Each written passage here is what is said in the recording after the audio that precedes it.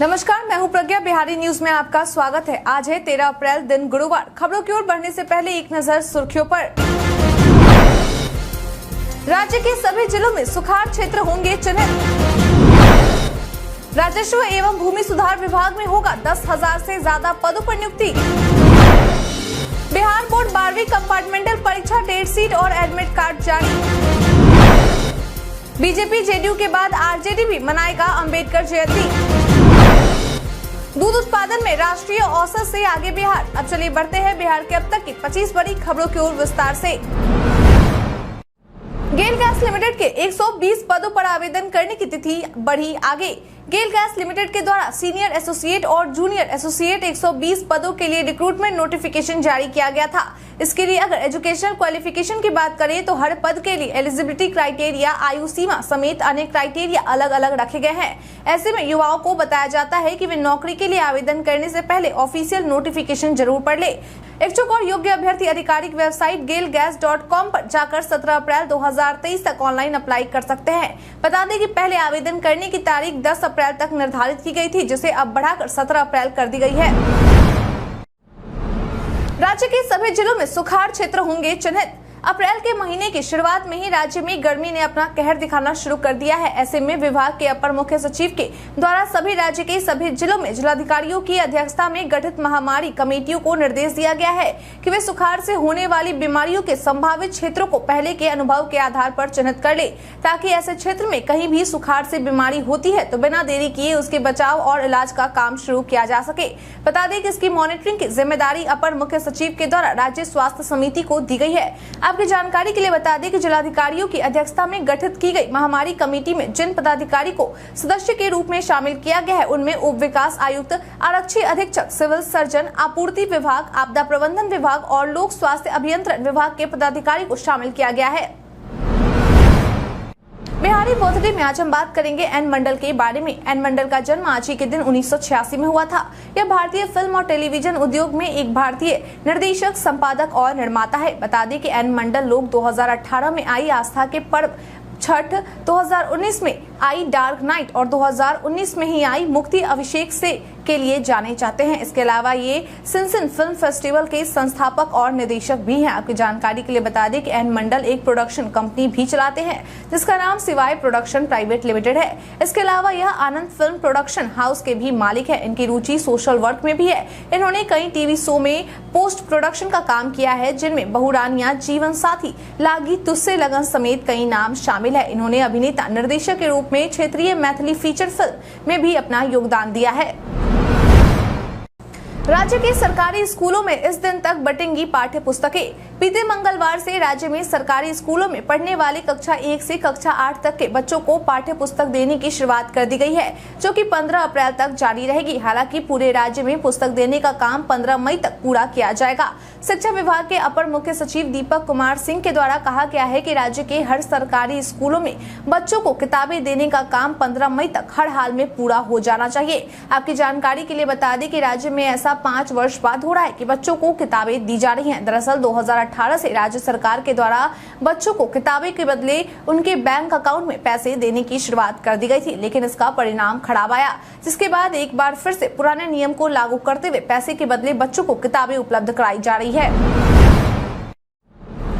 राजस्व एवं भूमि सुधार विभाग में होगा 10,000 से ज्यादा पदों पर नियुक्ति।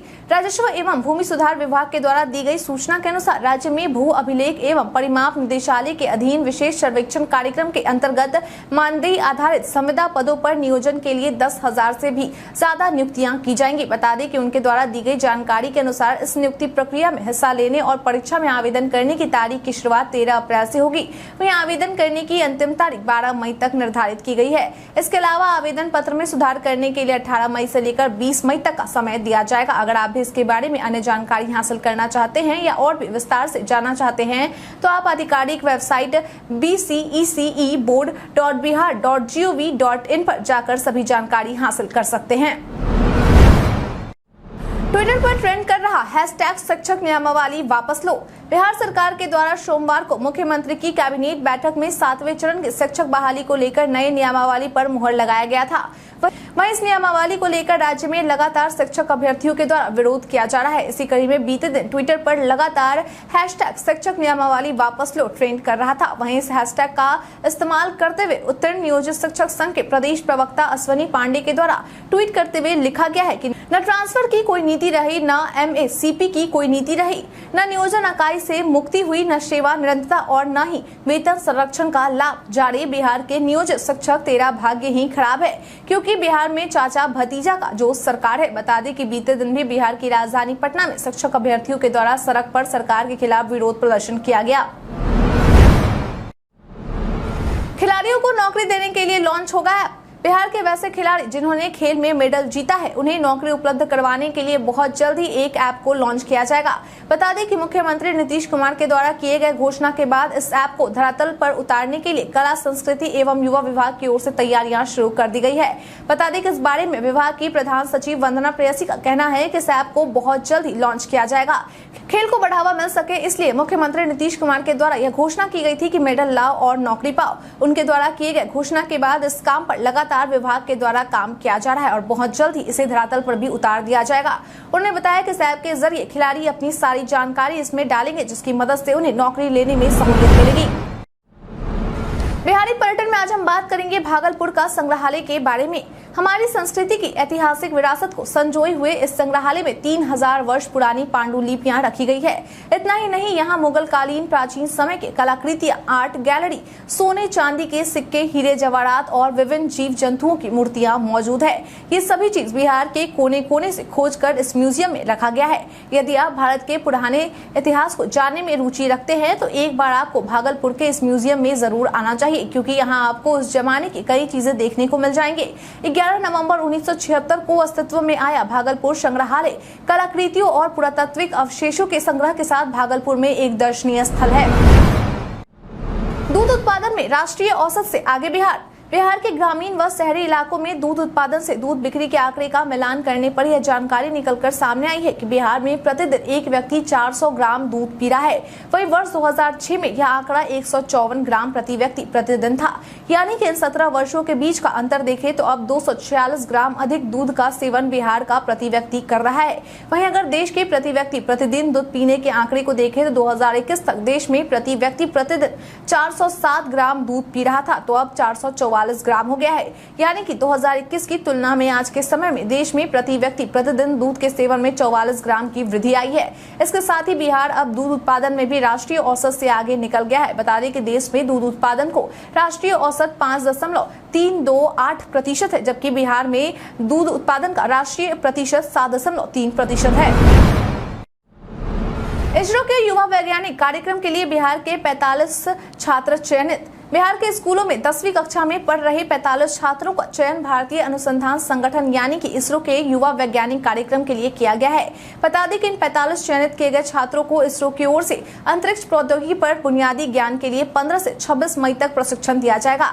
आपकी जानकारी के लिए बता दें कि इस प्रशिक्षण के लिए छात्रों को इसरो के देश भर के विभिन्न 7 केंद्रों पर भेजा जाएगा। वहीं अगर हम इस युवा वैज्ञानिक कार्यक्रम के लिए चयन किए गए पूरे देश के बच्चों की बातें करें तो पूरे देश से इस कार्यक्रम के लिए कुल 350 छात्रों को चुना गया है। बता दें कि इन सभी चयनित बच्चों को 15 दिनों तक प्रशिक्षण दिया जाएगा। मालूम हो कि इस कार्यक्रम की शुरुआत इसरो के द्वारा इसलिए की गई थी ताकि बच्चों में अंतरिक्ष के प्रौद्योगिकी के प्रति रुचि बढ़े और उन्हें बुनियादी ज्ञान मिल सके।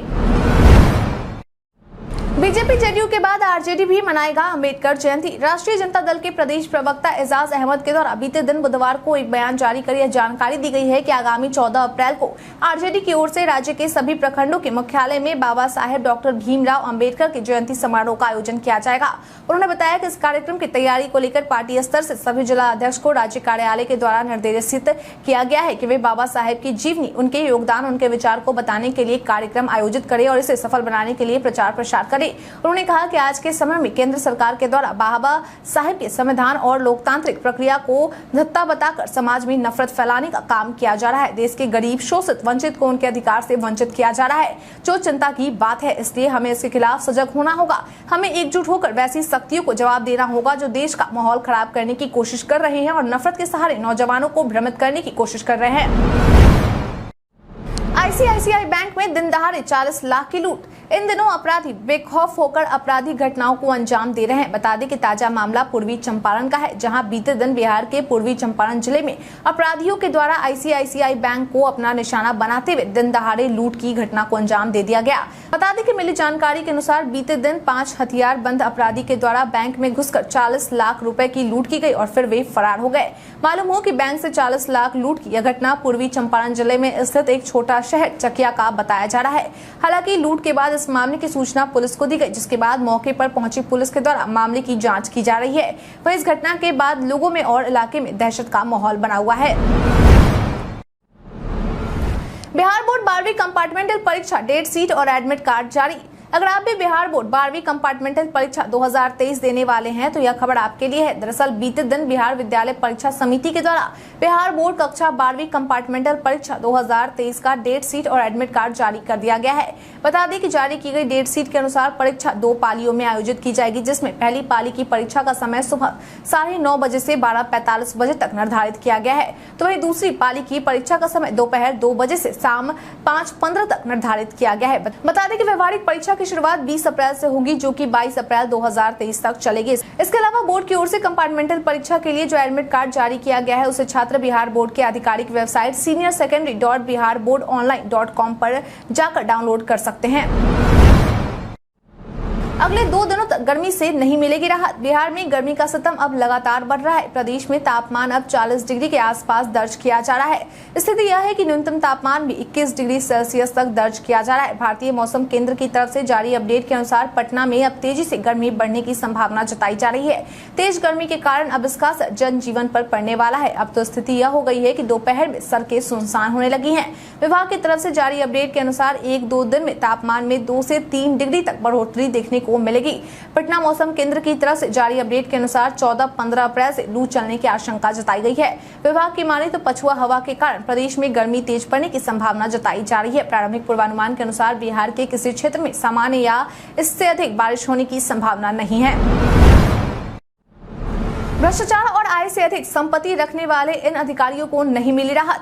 बिहार सरकार में 2 आईपीएस अधिकारियों को चीफ जस्टिस के नाम पर फर्जीवाड़ा करने वाले मामले में कोई राहत नहीं मिली है। बता दें गया के तत्कालीन एसएसपी और फरार चल रहे आईपीएस अधिकारी आदित्य कुमार को 180 दिनों के लिए निलंबित किया गया है। साथ ही साथ निलंबित आईपीएस अधिकारी दयाशंकर को भी आय से अधिक संपत्ति अर्जित करने के मामले में कोई राहत नहीं मिली है। मिली जानकारी के अनुसार इन्हें भी पूरे 180 दिनों के लिए निलंबित किया जा चुका है। बिहार के स्कूलों में 50,000 से ज्यादा गैर शैक्षणिक कर्मचारियों की होगी नियुक्ति। बहुत जल्द ही राज्य के माध्यमिक और उच्च माध्यमिक स्कूलों में 50,000 से ज्यादा गैर शैक्षणिक कर्मचारियों की नियुक्ति की जाएगी। इसके लिए शिक्षा विभाग की ओर से पद सृजित करने का काम किया जा रहा है। मालूम हो कि इसकी मंजूरी के लिए शिक्षा विभाग की ओर से एक प्रस्ताव भी तैयार किए गए हैं। आपकी जानकारी के लिए बता दें कि इस नियुक्ति को लेकर शिक्षा विभाग विभिन्न स्टेज में है। वहीं अगर शिक्षा मंत्री की बात पर गौर करें तो उन्होंने अपने बयान में कहा था कि प्रदेश के स्कूलों में करीब 50,000 की नियुक्ति की जाएगी। बता दें कि नियुक्ति किए जाने वाले में अगर पद और उसकी संख्या की बात करें तो 3 पदों में नियुक्ति की जाएगी, जिनमें प्रयोगशाला सहायक के 28,000 पद, लाइब्रेरियन के 7,519 पद और विद्यालय परिचारी के 12,842 पद शामिल है। लालू यादव की बेटी रागिनी यादव को ईडी ने पूछताछ के लिए किया तलब। जमीन के बदले नौकरी मामले को लेकर लालू परिवार की मुश्किलें घटने का नाम नहीं ले रही है, बल्कि इस मामले को लेकर दिन प्रतिदिन उनकी परेशानी बढ़ती ही जा रही है। बता दें कि अब इस मामले को लेकर ईडी के द्वारा राज्य सुप्रीमो लालू यादव, पूर्व मुख्यमंत्री राबड़ी देवी, मीसा भारती और तेजस्वी यादव के बाद पूछताछ के लिए लालू यादव की चौथी बेटी रागिनी यादव को तलब किया गया।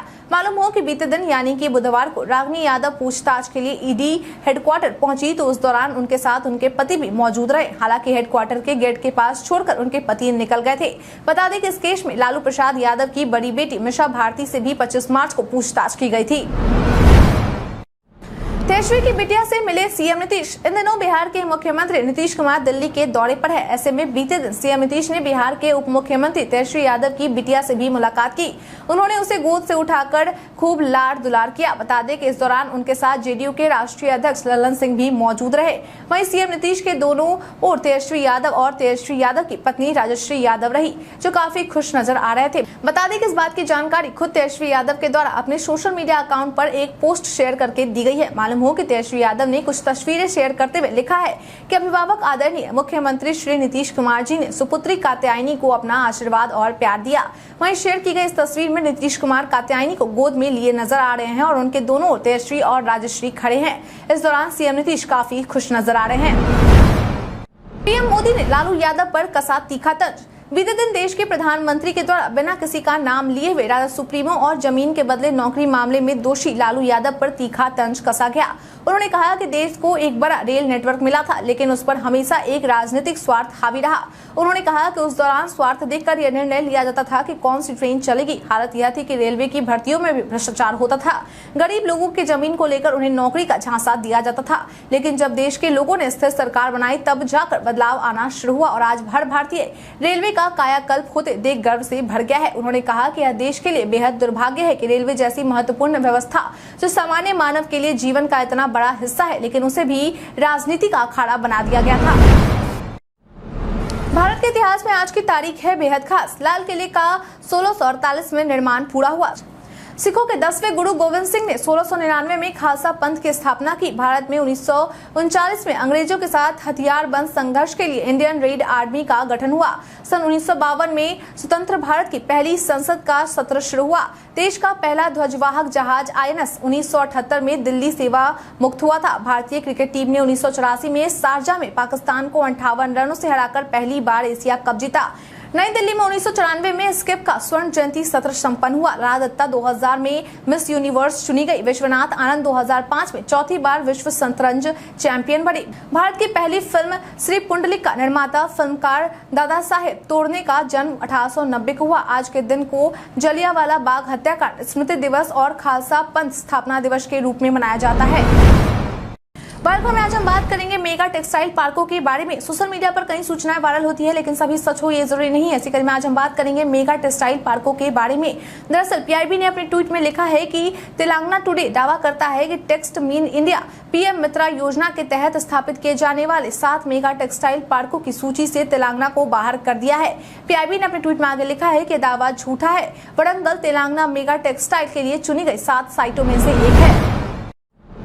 रोमांचक मैच में राजस्थान ने चेन्नई को 3 रन से हराया। बीते दिन IPL के 16वें सीजन के 17वें मैच में राजस्थान रॉयल्स के द्वारा 3 रन से चेन्नई सुपर किंग्स को मात दी गई। बता दें कि इस जीत के साथ ही राजस्थान रॉयल्स अंक तालिका में सबसे पहले नंबर यानी कि शीर्ष पर पहुंच गई है। मालूम हो कि बीते दिन हुए इस मैच में चेन्नई सुपर किंग्स के कप्तान महेंद्र सिंह धोनी के द्वारा टॉस जीतकर पहले गेंदबाजी करने का फैसला लिया गया था, जिसके बाद राजस्थान रॉयल्स ने पहले बल्लेबाजी करते हुए 20 ओवर में 8 विकेट खोकर कुल 175 रन बनाए, जिसका पीछा करते हुए चेन्नई सुपर किंग्स की टीम के द्वारा 20 ओवर में 6 विकेट खोकर 172 रन ही बनाया जा सका और इसके साथ ही राजस्थान रॉयल्स ने जीत अपने नाम कर ली। बता दें कि अंक तालिका में चेन्नई सुपर किंग्स वर्तमान में 5वीं नंबर पर कायम है। व्हाट्सएप आपको देगा अपनी गलती सुधारने का मौका। व्हाट्सएप की एक्टिविटी पर नजर रखने वाली वेबसाइट WA बीटा इन्फो के अनुसार व्हाट्सएप के डेवलपर्स एक नए फीचर पर काम कर रहे हैं जो यूजर्स को मैसेज को एडिट करने की सुविधा देगा। रिपोर्ट से पता चला है कि ऐप अब भेजे गए मैसेज में गलती होने पर उसे एडिट करने की क्षमता लाने पर काम कर रहा है, लेकिन आपको यह एडिट समय सीमा के अंदर करना होगा। बता दें कि यह टाइम लिमिट 15 मिनट का होगा। अभी एक व्हाट्सएप गलती से भेजे गए मैसेज को रिमूव करने के लिए डिलीट फॉर एवरीवन का विकल्प देता है। इस फीचर के साथ गलती से भेजा गया मैसेज सेंडर और रिसीवर दोनों के पास से डिलीट हो जाता है। हालांकि ये नया feature delete for everyone feature से एक कदम आगे है। नया फीचर तब काम आएगा जब कोई पूरे मैसेज को डिलीट नहीं करना चाहता हो, बल्कि सिर्फ कुछ शब्दों को एडिट करना चाहता हो। फिल्मों की शूटिंग के दौरान घायल हुए संजय दत्त। बॉलीवुड सुपरस्टार संजय दत्त अपने film pan India Kannada film KD की शूटिंग के दौरान घायल हो गए। बता दें कि इस बात की जानकारी बीते दिन बुधवार को मीडिया में चल रही खबरों के अनुसार सामने आई है। इस दौरान संजय दत्त की कोहनी, हाथ और चेहरे पर चोटें आई है। हालांकि अब तक इस घटना को लेकर आधिकारिक तौर पर कोई जानकारी नहीं दी गई है। वहीं इस घटना के घटित होने के बाद फिल्म की शूटिंग को रोक दिया गया था। फिलहाल वे अपनी चोट से उबर रहे हैं। आपकी जानकारी के लिए बता दें कि इस फिल्म में संजय दत्त की भूमिका एक खलनायक की है। मालूम हो कि यह फिल्म KVN बैनर के तहत निर्मित है और इसको निर्देशित प्रेम द्वारा किया गया है। इस फिल्म में एक प्रमुख भूमिका के रूप में बॉलीवुड एक्ट्रेस शिल्पा शेट्टी भी नजर आएंगी।